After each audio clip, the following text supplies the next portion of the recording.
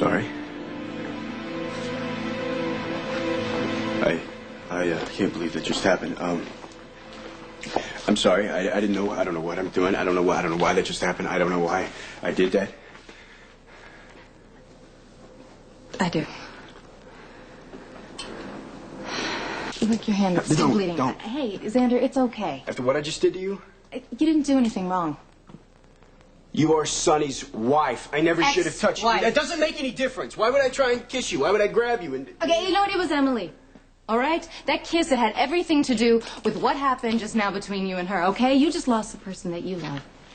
So I grab you without any reasons? I mean, I've done a lot of crazy things, but there's no reason for me to... You were hurt, you were angry, you weren't thinking clearly. Don't make excuses for me, all right? I already feel like crap.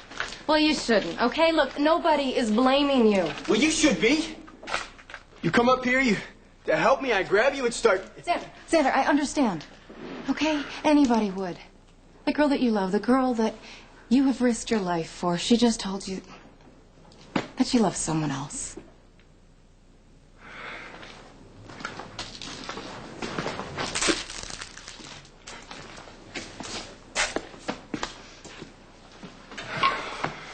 What is happening to me? Oh, can I control myself? Why do I do these things?